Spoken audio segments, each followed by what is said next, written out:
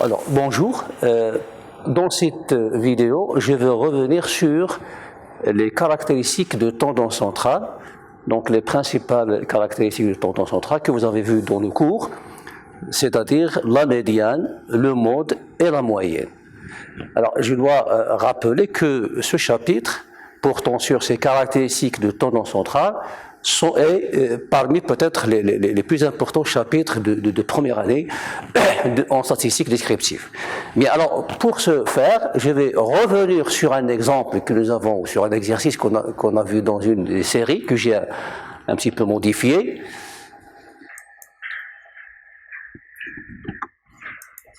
Voilà.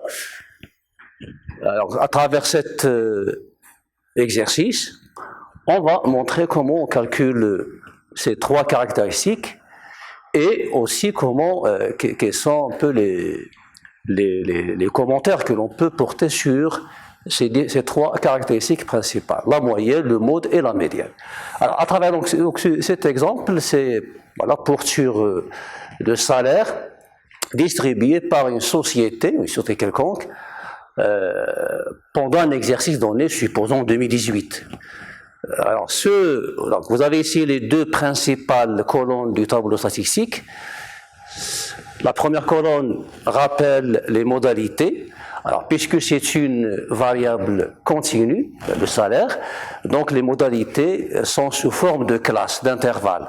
On avait défini un peu qu'est-ce qu'une classe et comment il doit être écrit. Donc, ils sont toutes, bien sûr, fermées à gauche, ouvertes à droite. Généralement, la dernière, on met donc ici, voilà, pour la dernière modalité, il est fermé inférieurement et supérieurement.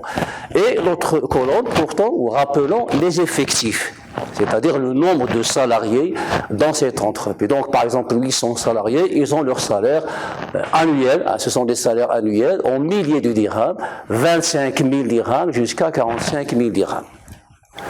Bien, alors donc on va essayer de répondre à ces questions. Voilà, 5 questions. La première, on va calculer donc ces trois caractéristiques, la médiane, le mode et la moyenne. Et on va commenter bien sûr les résultats. Une deuxième question, si tous les salaires se sont augmentés de 1000 dirhams, quel sera le nouveau salaire annuel moyen? Que peut-on conclure? Si la société suppose une augmentation de tous les salaires de 1000 dirhams, quel sera le nouveau salaire moyen? Troisième question, si tous les effectifs se sont multipliés par 1,10, quel sera, encore une fois, le nouveau salaire annuel moyen? C'est-à-dire, si il décide d'augmenter de 10% tous les effectifs donc de ses employés, quel sera, encore une fois, le nouveau salaire moyen? Troisième question, ou quatrième question, là c'est, supposons que vous avez une autre variable en fonction de la variable x, ici x donc c'est le salaire, supposons une autre variable, une transformation de la variable x, voilà, x moins 10 000 dirhams sur 2000 dirhams, et on vous demande ici de calculer la moyenne du y. On parle ici de changement de variable.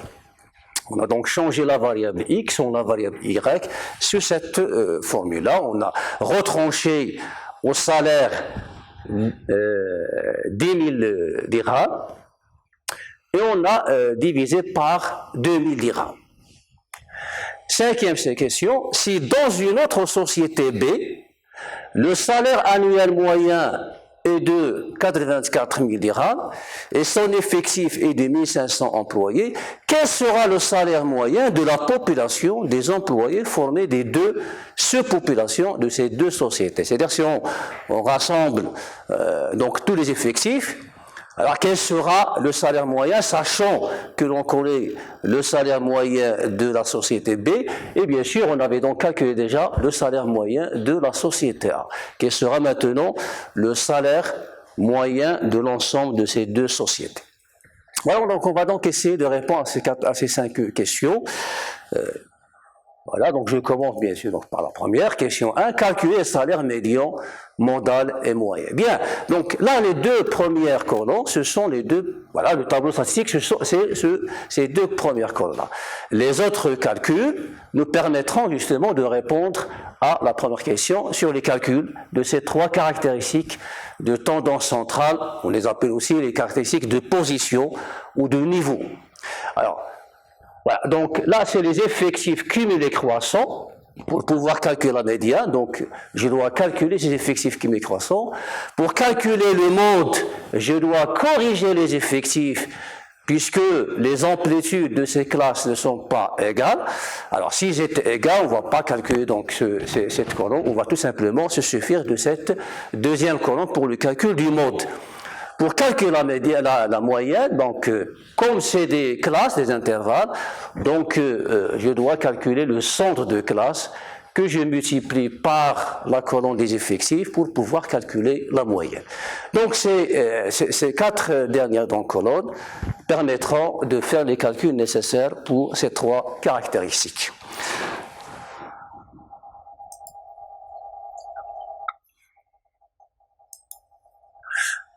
Bien, donc je commence par le calcul de la médiane. Bien sûr, vous avez donc des formules dans votre cours, on va les appliquer tout simplement ici. Donc pour le calcul de la médiane, la première chose c'est de préciser, de localiser la classe médiane, c'est-à-dire la classe où se trouve cette variable médiane. Alors si je reviens sur la colonne, les effectifs cumulés croissants, eh bien, pour localiser la classe où se trouve la valeur médiane, je divise bien sûr cet effectif par 2, puisque par définition, la médiane, c'est la valeur de la variable telle que 50%, la moitié des effectifs ont des valeurs inférieures à cette médiane, et la moitié ont des valeurs supérieures. Donc je dois donc localiser ici la classe médiane. Si je divise 2500 par 2, ben, ça nous donne 1250. Je cherche donc 1250 ici, c'est-à-dire le salarié qui est classé 1250, voilà, dans l'ordre des salaires. Alors si je regarde ici, ben, le 1250e, si vous voulez, salaire se trouve dans la classe 45 000, 65 000 dirhams. Puisque jusqu'à 45 000, nous avons à peine 800. Lorsqu'on arrivera à 65 000, nous avons déjà 1350. Moi, je cherche le salarié qui est classé la moitié, 1 sur 2, hein, pour partager la série en deux parties égales. Voilà donc, le calcul, il est là. Pardon. Voilà. Donc la classe médiane, c'est la classe 45 000, 65 000, puisque le 1 sur 2, c'est-à-dire 1250e salaire, est dans cette tranche des salaires. J'applique la définition de la médiane, donc ça c'est une interpolation linéaire que nous avons vue dans les premières séries. La médiane, c'est la borne inférieure de la classe médiane, plus, alors je mets ici des crochets pour ne pas faire des erreurs de calcul, 20, c'est l'amplitude de la classe, donc la différence entre le 65 et 45, multiplié par 1 sur 2, donc puisque je cherche donc ce salarié qui est au milieu, moins 800. Alors 800, c'est l'effectif cumulé croissant de la classe précédant la classe médiane. Et je divise par l'effectif simple de la classe médiane. Je divise par l'effectif simple et pas l'effectif cumulé. D'accord, 550. Égal à 31,36, etc. Comme les salaires sont en milliers de dirhams, donc je dois multiplier cette valeur par 1000. Voilà, j'aurai donc 31 363,63 dirhams. C'est-à-dire que la moitié des salariés, des employés, ont des salaires inférieurs à 31 360 et l'autre moitié ont des salaires supérieurs à ce salaire médian. Donc nous avons défini ici ce qu'on appelle la médiane, c'est-à-dire le salaire médian. Dans ce cas-là, c'est le salaire reçu par l'employé tel que 50% des employés auraient des salaires inférieurs et 50% auraient des salaires supérieurs à ce salaire médian. Voilà pour donc la première caractéristique, la médiane.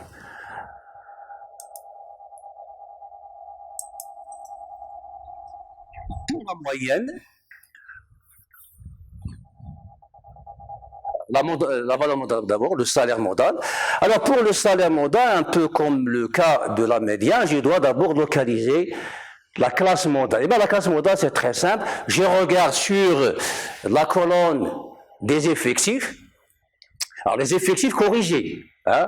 Donc, si les classes avaient donc les mêmes amplitudes, je peux regarder tout simplement ici.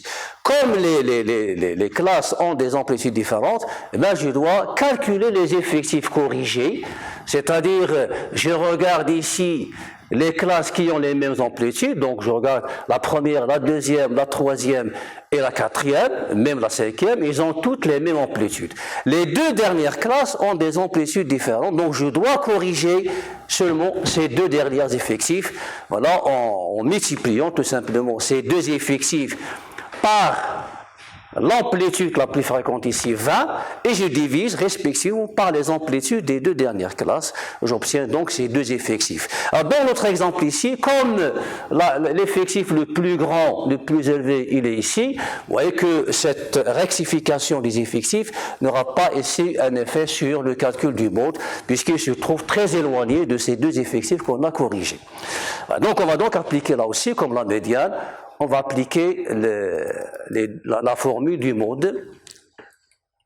Voilà. Donc, voilà comment on calcule le mode. La borne inférieure de la classe modale, plus, encore une fois, je mets le crochet pour ne pas faire des erreurs de calcul, plus 20, c'est l'amplitude de la classe modale, encore une fois, multiplié par, alors, c'est l'effectif corrigé de la classe modale, moins l'effectif précédent de la classe l'effectif corrigé de la classe qui précède la classe modale, sur la même différence, plus l'effectif de la classe modale, moins l'effectif de la classe qui vient juste après la classe modale. Donc, une fois que je localise la classe modale, son effectif, je regarde l'effectif précédent et l'effectif qui suit, je fais ce calcul-là, et j'obtiens donc le mode 40,23 par 1000, puisque les valeurs sont en milliers, j'obtiens le salaire modal. Et je dirais que le salaire le plus fréquent, le plus observé, serait, je serais ici, je ne sais pas exactement, mais très probablement on aura voilà, ce salaire, ou un salaire qui est très très proche. Alors pour le cas du mode, on peut se suffire de localiser tout simplement la classe modale. Donc si j'ai une seule classe modale, déjà en localisant là où se trouve le salaire modal, c'est un peu suffisant pour un petit peu donc caractériser la série par cette caractéristique, le mode. Sinon, si je veux avoir une grande précision, donc je fais ce calcul de cette manière-là. Borne inférieure plus l'amplitude multiplié par la différence des effectifs ici, et j'obtiens le salaire modal ici, la valeur modale. Voilà. Pour la moyenne, alors la moyenne, c'est probablement la caractéristique la plus importante, la plus intéressante. Vous pourrez remarquer que l'on l'utilise dans tous les domaines presque, peut-être certainement plus que les autres caractéristiques, La moyenne, donc c'est-à-dire la moyenne arithmétique. Alors ici, pour calculer la moyenne arithmétique, vous savez donc la formule de la moyenne arithmétique. Voilà, donc c'est toujours x bar égale sigma des effectifs multipliés par les valeurs divisé par l'effectif total. Il varie de 1 jusqu'à i est égal à p. P, c'est le nombre de modalités. Donc, je dois utiliser cette formule pour calculer la moyenne. Bien, en fait, c'est la somme des valeurs divisée par l'effectif total. Donc, si je veux calculer ici, pour ce cas-là, le salaire moyen, il suffit de faire la somme de tous les salaires que je divise par le nombre d'employés. Alors, je reviens encore une fois sur le tableau pour rappeler les calculs. Voilà, donc les deux dernières colonnes de ce tableau, je calcule le centre des classes puisque les amplitudes, nous avons ici une variable continue, donc je dois, pour pouvoir appliquer la formule, je dois remplacer ces modalités qui sont sous forme d'intervalle par les centres, c'est-à-dire en quelque sorte que les centres, chaque centre représente la classe. Un peu comme si on suppose ici que les 800, par exemple ici 800 employés, ils sont payés tous 35 000 dirhams. Donc nous faisons un peu cette hypothèse pour pouvoir calculer la valeur moyenne. Donc il faut calculer les centres de classe, le milieu, Je multiplie ces centres par les effectifs, voilà, et je fais la somme de ce qu'on appelle ici les valeurs globales. Donc ici, si je veux interpréter donc ce résultat-là, il s'agit ici de la masse salariale distribuée par la société pendant cet exercice. 180 500. Comme les salaires sont en milliers, en fait, c'est 180 500 000 dirhams qu'a distribué cette société pendant cet exercice. Donc si je veux calculer la moyenne, il suffit de diviser cette masse salariale par l'effectif total, ici 2500, et j'obtiens donc la valeur moyenne. Voilà donc pour le calcul. Voilà, moyenne, 180 500 divisé par 2500, ça nous donne 72,2. Voilà, comme les valeurs sont en milliers, je dois multiplier par 1000 et j'obtiens 72 200. Donc le salaire moyen dans cette société est de 72 200, donc c'est un salaire annuel. Cela signifie quoi? Cela signifie que on a divisé la masse salariale sur l'ensemble des employés. C'est-à-dire que si je distribue de manière égale la masse salariale sur l'ensemble des salariés, je dois avoir pour chaque salarié 72 200. On voit un peu à quel point cette caractéristique moyenne est très importante, puisque, par exemple, si j'ai dans une autre société le même calcul, la moyenne des salaires m'a donné par exemple 100 000 dirhams, je dirais tout simplement que la deuxième société distribue les salaires globalement élevés que les salaires distribués par la première société. Donc je me permets de faire quand même des comparaisons. Lorsqu'on a la moyenne, c'est beaucoup plus facile que les autres caractéristiques, la médiane et le monde. Voilà, donc encore une... D'ailleurs, donc, si on revient un peu sur la théorie de cette caractéristique, on verra que c'est l'une des caractéristiques qui vérifie un certain nombre d'hypothèses statistiques très importantes, qui nous a permis de supposer que cette caractéristique est plus importante que les autres. Bien, donc on a répondu à la première question, c'est-à-dire les calculs de ces trois caractéristiques avec la lecture de ces résultats-là, donc le commentaire. Et donc je vais donc passer à la deuxième question, portant toujours sur la moyenne arithmétique. Bien, alors la deuxième question, la troisième, la quatrième et la cinquième, toutes les autres questions porteront sur la moyenne. C'est-à-dire que ces calculs qu'on va essayer de faire sur la moyenne ne sont pas vérifiés automatiquement sur les deux autres colonnes. Alors, la deuxième question, si on augmente tous les salaires de 1000 dirhams, c'est-à-dire la société suppose ou décide d'augmenter 1000 dirhams pour tous les salariés. Quel sera le salaire moyen? Une façon un peu donc logique et plus scientifique, si vous voulez, de démontrer ça, c'est de démontrer de manière générale cette mesure-là. Donc, la nouvelle moyenne arithmétique sera x' bar, qui est égal, donc je vais appliquer donc tout simplement la formule de la moyenne en remplaçant x par xi plus, en remplaçant les xi par xi plus mi. C'est-à-dire que je vais supposer que tous les salaires xi, je vais augmenter à tous ces salaires 1000 dirhams. Alors si je décide, donc si la société décide cette mesure, alors si je veux calculer la nouvelle moyenne, il suffit de faire le calcul ici, de séparer un peu donc les composants de cette somme. Je vais avoir 1 sur 1 sigma de ni xi plus 1 sur 1 sigma de ni fois 1000. Puisque le sigma, on dit que c'est un opérateur linéaire. Sigma, la somme, c'est un opérateur linéaire. C'est un peu comme l'intégrale dans les fonctions mathématiques.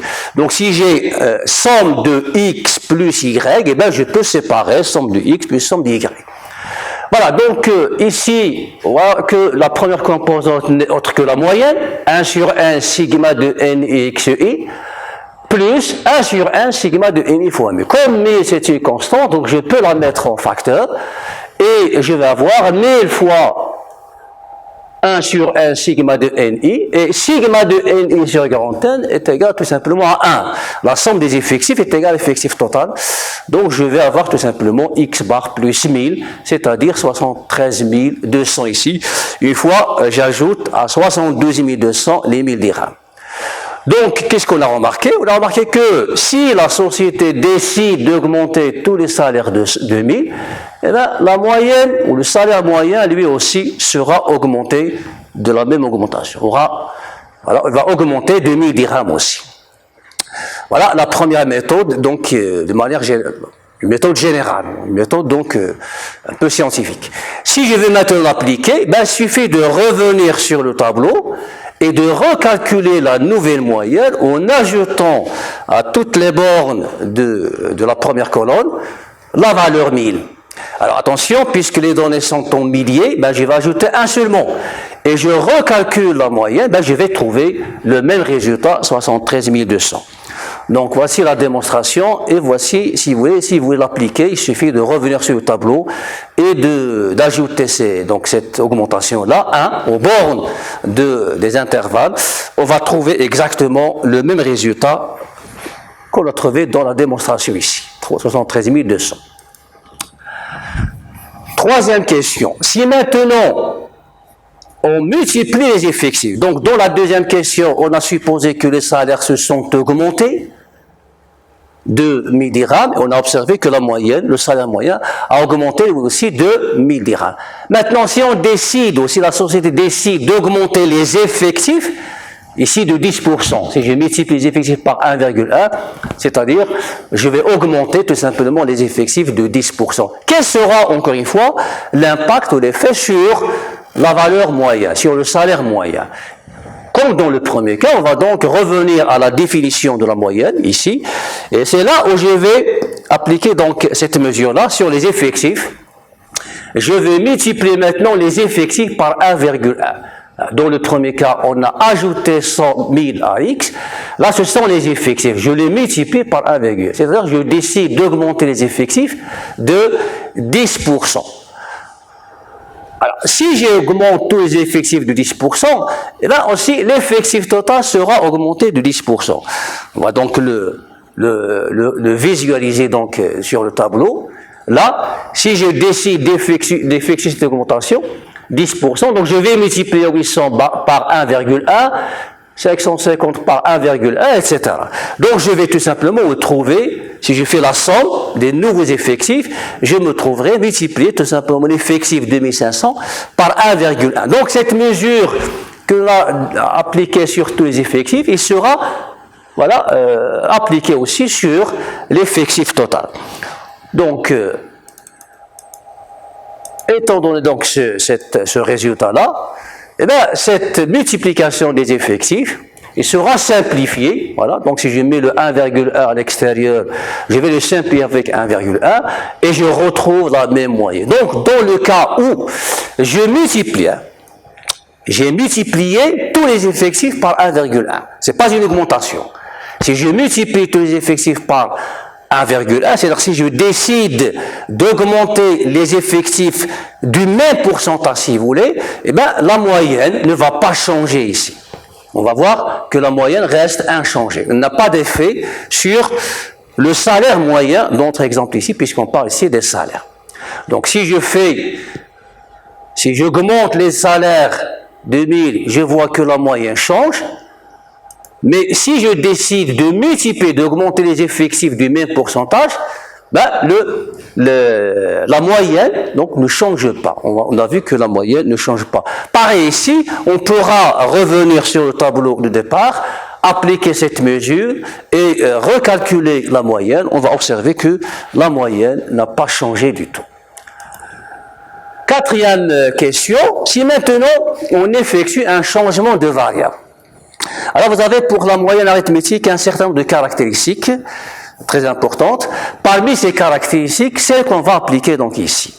Cette caractéristique nous dit que si j'effectue un changement de variable, c'est-à-dire si j'augmente ou si je retranche aux valeurs de x la même valeur et je divise par exemple par une autre valeur, eh ben je vais tout simplement voir que la moyenne va subir le même changement de variable si vous voulez. C'est-à-dire si, par exemple ici, si je décide de retrancher à tous les salaires, voilà, là c'est en fait c'est x bar moins 10 sur 2 et pas moins 100. Donc c'est-à-dire, si je multiplie par 100, là c'est pas 100, et là c'est pas 20, c'est 10, 2.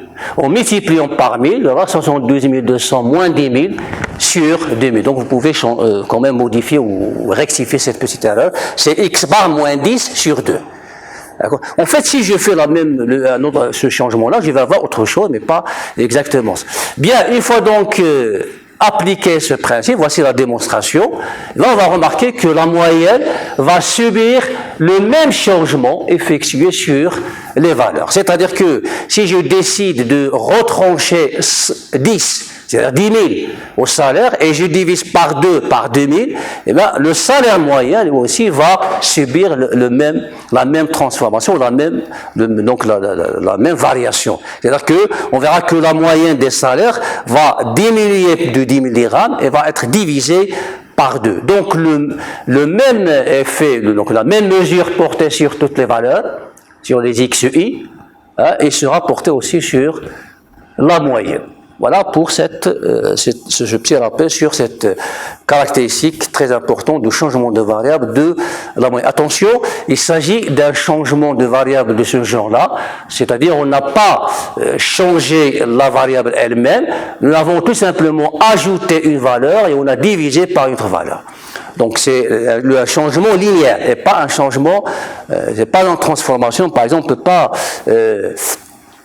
par exemple, écrire racine du x ou bien log du x, etc. Donc c'est juste une augmentation et une diminution portée sur les valeurs de la variable. Et bien on va remarquer que c'est exactement la même chose sur la moyenne. Dernière donc question de cet exercice-là. Alors, voici donc si je veux appliquer voilà cette transformation-là, donc si je veux l'appliquer, la voici. Donc je viens sur la colonne des centres de classe, je lui retranche 100 et je divise par 2. Voilà, je vais donc obtenir ceci. Je multiplie tout ça par les NI, puisque je veux calculer la moyenne du Y qui est égale à XI moins 10 sur 2. Ici donc les XI seront remplacés par les centres de classe. Je multiplie donc CI moins 10 sur 2 par les effectifs, j'obtiens donc ces résultats-là, je fais la somme et je recalcule la moyenne de la variable Y, je vais trouver exactement le même résultat qu'on a trouvé dans la démonstration générale. Donc on a trouvé 31,1, voilà, 31,1. Donc si je fais voilà, si j'applique directement la propriété, donc j'aurai le résultat comme ça. Si je veux l'appliquer, ben je dois procéder par ce calcul-là. Donc CI-10 sur 2, c'est les centres, que je multiplie par les effectifs, je fais la somme, je divise par l'effectif total et je vais donc trouver exactement le même résultat. Dernière question, ou bien l'avant-dernière question. Alors, question 4, population de plusieurs, c'est pas population, attention, c'est pas population, mais moyenne de la population composée de plusieurs sous-populations. Voilà ce qu'on veut montrer ici. Alors, je vais calculer la moyenne totale de ces deux populations. Donc, je reviens encore une fois sur la question pour qu'elle soit beaucoup plus précise. La voici ici. Donc c'est la 5e question et pas la 4e.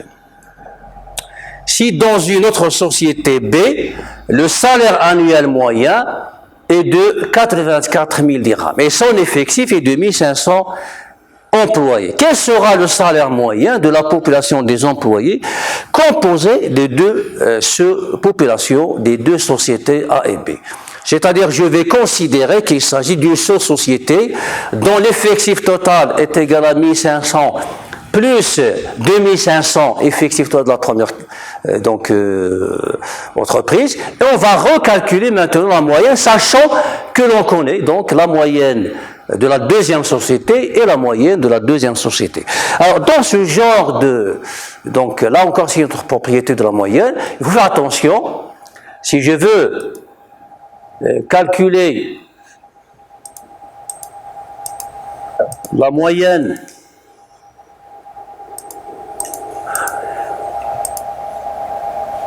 voilà, et bien attention, il ne faut pas justement calculer la moyenne arithmétique des deux moyennes. Mais il faut donc pondérer par les effectifs.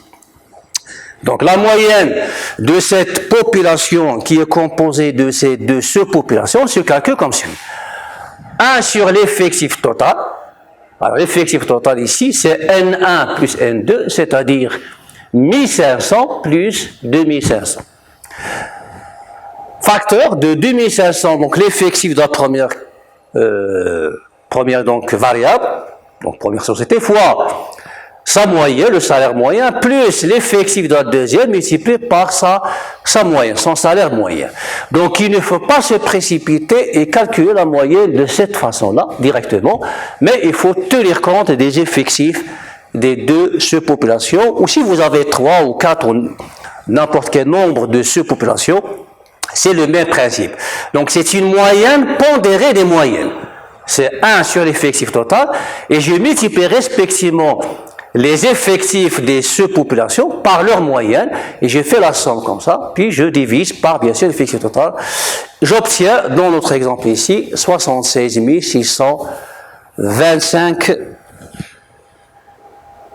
Bien, alors tout ce que nous avons dit dans cet exercice, nous avons remarqué qu'on a utilisé les effectifs. Ben, c'est exactement la même chose, on va trouver exactement la même chose si on applique ou si on utilise à la place des effectifs soit les pourcentages, soit les fréquences. On sait bien que la fréquence, c'est les effectifs sur l'effectif total, et les pourcentages, c'est les fréquences multipliées par 100. Donc, vous voyez ici que tous les calculs que l'on peut faire en utilisant les effectifs, on aura exactement les mêmes résultats si on utilise les pourcentages ou les fréquences calculées de cette façon. Voilà, merci pour votre attention.